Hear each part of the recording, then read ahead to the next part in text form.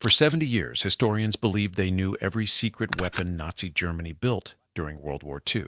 The V-2 rockets, the jet fighters, the wonder weapons that came too late to change anything. All of it seemed documented, studied, and understood. But when American soldiers broke into a hidden German hangar in April 1945, they found something that shouldn't have existed. An aircraft unlike anything they'd ever seen, built with technology decades ahead of its time, designed to do something no plane could do at the time. What they discovered that day remained classified for decades, and the reason why will shock you.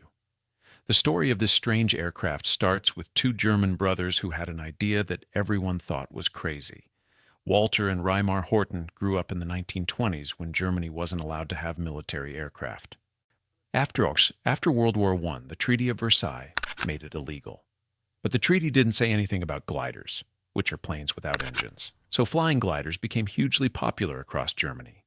The Horten brothers spent their weekends on hills building and launching these simple wooden aircraft.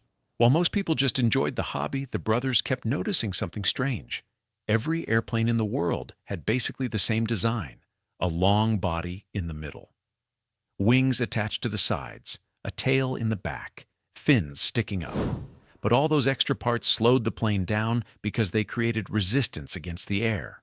More resistance meant you needed bigger engines and more fuel just to keep flying. The Hortens had a different idea. What if you got rid of everything except the wing itself? No separate body, no tail, no fins, just one big curved wing that could lift the plane, steer it, and carry everything inside. It sounds simple, but no one had ever made it work on a real airplane before. They started small, building models in their parents' garage using cheap plywood and glue. When they tested them, these odd-looking designs actually flew smoother and stayed in the air longer than traditional planes. The problem was turning a backyard experiment into an actual war machine, and that would need something the brothers didn't have yet: money, manpower, and time.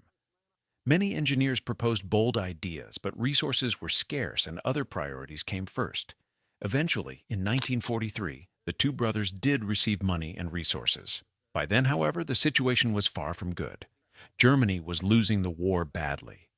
British and American bombers were wiping out German cities night after night. Factories were burning. The Luftwaffe was running out of planes and pilots. Hermann Göring, who ran Germany's Air Force, needed a miracle weapon fast. So Göring announced a crazy challenge to every aircraft company in Germany. He called it Project 3 times 1000. The requirements were simple. Design a plane that carries 1,000 kilograms of bombs, flies 1,000 kilometers, and reaches 1,000 kilometers per hour. To understand how insane this was, the fastest fighter planes back then barely reached 700 kilometers per hour when diving straight down. Heavy bombers moved at about 400. Engineers at companies like Messerschmitt and Junkers thought Göring had completely lost touch with reality. Regular piston engines couldn't go that fast, no matter how much you pushed them.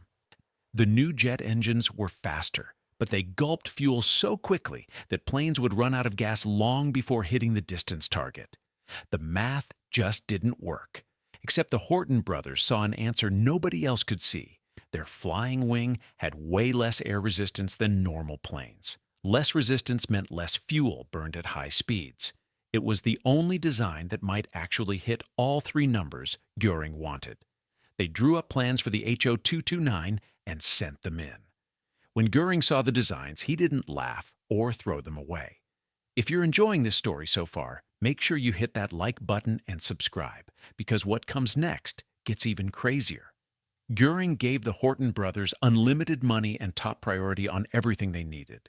They could take materials from other projects, hire the best engineers, sign and build without anyone questioning their decisions. This was unprecedented. Most aircraft projects had to fight for scraps of resources and justify every expense. The Horten suddenly had blank checks and direct access to Germany's top manufacturing facilities. But the plane they created did something no other aircraft could do at the time. It could hide from radar. When American soldiers captured the HO-229 and their engineers looked at it closely, they got confused immediately. They expected to see aluminum and steel like every other warplane. but instead they found plywood. The whole wing structure was just layers of thin wood glued together. Even the frame was steel tubes wrapped in wood. At first, they assumed Germany had run out of metal because of the war, and that was partly true. By 1944, Germany's access to critical metals like aluminum and steel was severely restricted. But the real reason was much smarter. Reimar Horten knew how British radar worked. Radar stations sent out radio waves that bounced off metal planes and came back as dots on a screen. That's how England spotted German bombers before they arrived and scrambled fighters to intercept them. But wood doesn't bounce radio waves back the same way metal does. The waves pass through the wood instead of reflecting. The brothers went even further by mixing coal dust and sawdust into the glue between the wood layers. Scientists who tested samples decades later discovered that carbon soaks up radio waves and turns them into tiny amounts of heat instead of sending signals back. This wasn't accidental. The Hortens deliberately engineered the first radar-absorbent material ever used on an operational aircraft. The Ho-229 became the first real stealth aircraft ever built, designed to slip past radar completely. But being invisible was only half the plan, and what they intended to do with it was far darker. The darker purpose became clear when American intelligence officers found secret documents locked in safes at the facility. These papers showed that the Ho-229 wasn't meant to be just a fighter or a bomber. It was designed to carry exactly 1,000 kilograms of payload. And that number wasn't random. It matched the weight of a specific weapon Germany was quietly working on, called a dirty bomb. Germany never managed to build a full atomic bomb like the ones America later dropped on Japan. But they were developing something else. Something arguably more terrifying in its simplicity. A dirty bomb mixes regular explosives with radioactive powder left over from nuclear reactor tests. When it goes off, the explosion itself isn't huge, but it scatters radiation everywhere and makes the area unlivable for years. The goal isn't to destroy buildings with blast power, it's to poison the ground and force everyone to leave. Think about what that means for a city like London. You don't need to level every building.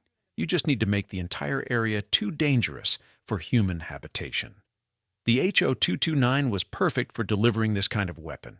It could fly fast enough that radar stations would only see it a few minutes before it arrived, which gave defenders almost no time to react. And with its stealth characteristics, it might not appear on radar at all until it was directly over the target. Documents found at the site listed targets like London and Allied Army positions moving through Belgium. Even more shocking were the blueprints for a giant version called the Ho-18. This design was 3 times bigger with 6 jet engines and enough fuel to fly across the Atlantic Ocean and reach New York or Washington. The America Bomber Project, as it was called, represented Hitler's obsession with striking the American homeland directly. Imagine the psychological impact if Nazi aircraft had appeared over New York City in 1945, dropping bombs on Manhattan. The war in Europe might have been nearly over, but the terror campaign could have continued from across the ocean. But building hundreds of these planes seemed impossible when Allied bombers were flattening every German factory they could find. Unless the Nazis had figured out how to hide their production somewhere unreachable, they did. Nazis began building everything underground where bombs couldn't reach. In the Owl Mountains, located in what's now Poland, they dug a huge network of tunnels deep into solid rock. They called it Ries, which means giant, and it was built by prisoners from concentration camps. Tens of thousands of people died making it. These weren't small caves either. The tunnels went on for kilometers with train tracks inside and rooms tall enough to fit entire locomotives. Engineers found bases for heavy factory equipment, huge ventilation fans, and power stations strong enough to run assembly lines. The concrete reinforcement in some sections was over 2 meters thick, designed to withstand direct hits from the largest Allied bombs. The plan was to move aircraft production completely underground where no bomber could touch it. Workers would arrive by train, manufacture components in climate-controlled chambers, and assemble complete aircraft in massive halls carved from the mountain itself. The finished planes would roll out through camouflaged exits and take off from hidden airstrips. But time ran out. On February 18, 1945, test pilot Erwin Ziller took the second Ho-229 prototype up for a flight. At 800 meters high, the right engine caught fire. Ziller tried everything to bring it down safely, but the plane had no tail to help balance it. And with only one engine working, it went into a spin and crashed. The flying wing design, one for all its advantages in speed and stealth, had one critical flaw.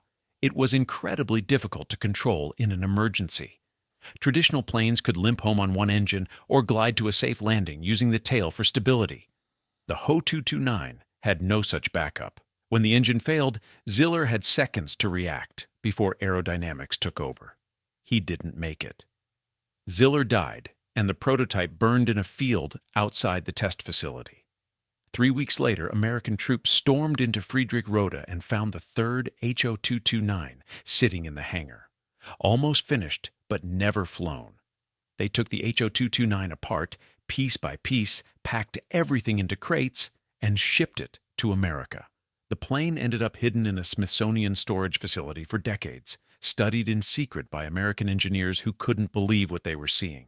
But meanwhile, American companies like Northrop studied the German blueprints and used the flying wing concepts to design the B-2 Spirit stealth bomber. Jack Northrop had been experimenting with flying wing design since the 1930s, but the Ho-229 showed him it could actually work as a military aircraft.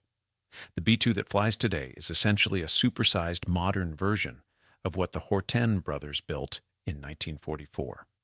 In 2009, engineers finally tested a full-scale replica of the Ho-229 against 1940s radar systems.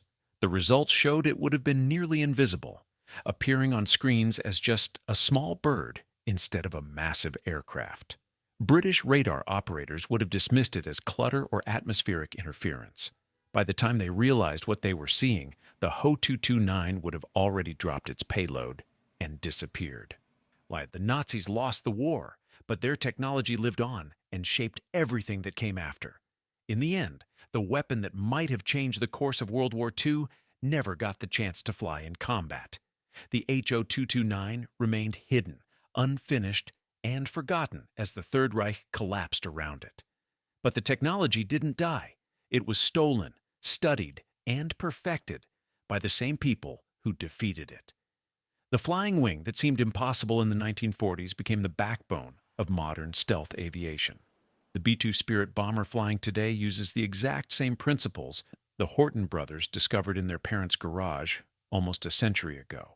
Every time a stealth aircraft slips past enemy radar, it's using ideas born in Nazi Germany during the final desperate months of World War II. The coal dust mixed into glue became advanced carbon composites. The wooden frame became radar-absorbent materials engineered at the molecular level. The flying wing became the most expensive military aircraft ever built, with each B-2 costing over $2 billion. But the core concept? That came from two brothers who just wanted to build a better glider. So what do you think? Could this plane have actually turned the war around if it had flown sooner? Or was it always destined to be too little, too late? Would the Ho-229 have made a difference if Germany had started production in 1943 instead of 1945? Drop your thoughts in the comments below. Hit like and subscribe because we've got more stories like this coming your way. History's greatest secrets are still being uncovered, and you won't want to miss what we find next.